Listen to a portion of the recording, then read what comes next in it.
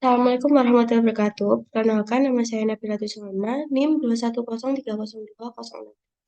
Di sini saya akan menjelaskan tentang pemanfaatan laporan konsolidasian dalam penerapan kontrol foreign companies rule.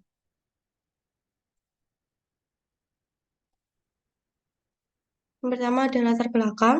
Latar belakang dari penelitian ini adalah adanya kekhawatiran terkait pengguna price erosion and profit shifting oleh perusahaan multinasional untuk meminimalkan pajak yang harus mereka bayar di negara asal mereka. Selain itu, kekhawatiran ini juga muncul terkait dengan praktik penghindaran pajak yang dilakukan oleh perusahaan asing di Indonesia.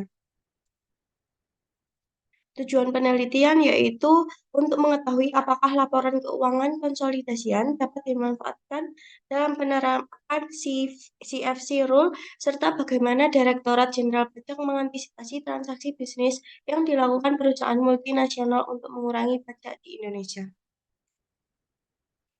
Tinjauan pustaka, penelitian ini menggunakan metode kajian pustaka sebagai analisis konten untuk mengetahui apakah laporan keuangan konsolidasian dapat dimanfaatkan dalam penerapan CFC Rule. Beberapa sumber di antaranya saya mengambil dari Winarta 2014 yang membahas makna pengendalian dalam PSAK 4 R2009 dan 65 tahun 2013. Yang kedua ada Siska Mirella Juniati 2005 melakukan riset mengenai perlakuan pajak penghasilan atas kontrol foreign companies. Yang ketiga ada penelitian ini juga mengacu pada peraturan nomor 107 dan analisa dari sudut pandang CFC dan BEPS Action Plans. Metode penelitian yang digunakan dalam penelitian ini adalah pendekatan kualitatif. Pendekatan ini digunakan untuk mengetahui bagaimana laporan keuangan konsolidasi dapat digunakan dalam rangka mengidentifikasi adanya praktek dalam praktek penghindaran pajak melalui anak perusahaan di luar negeri dan juga untuk mengetahui apakah laporan keuangan konsolidasi tersebut dapat dimanfaatkan untuk memenuhi ketentuan CFC. Hasil penelitian menunjukkan bahwa laporan keuangan konsolidasian perusahaan dapat digunakan untuk penerapan CFC Rule dengan beberapa penyesuaian. Penelitian ini juga menunjukkan bahwa keberadaan anak perusahaan di luar negeri dapat digunakan untuk mengurangi penghasilan di negara tempat memegang saham berdomisili, yang dapat menimbulkan potensi kerugian penerima pajak.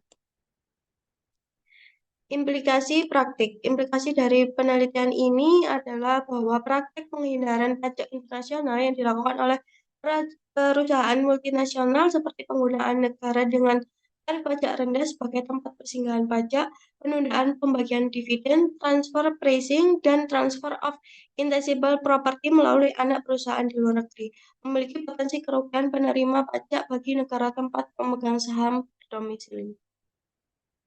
Kebaharuan penelitian. Kebaharuan dalam penelitian ini terletak pada pendekatan kualitatif yang digunakan untuk mengevaluasi pemanfaat laporan keuangan konsolidasian dalam konteks penerapan CFC, serta upaya untuk memberikan masukan kepada pihak terkait guna memaksimalkan penerimaan pajak dan menyelaraskan ketentuan perpajakan dengan standar akuntansi keuangan.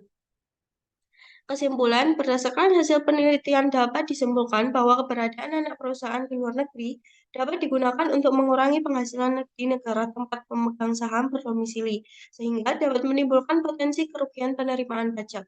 Aktivitas CFC yang dapat menimbulkan kerugian berasal dari transaksi antara lain penangguhan pembayaran dividen kepada pemegang sahamnya, transfer pricing of goods and service, dan pengalihan penghasilan melalui transfer of intangible property. Terima kasih. Wassalamualaikum warahmatullahi wabarakatuh.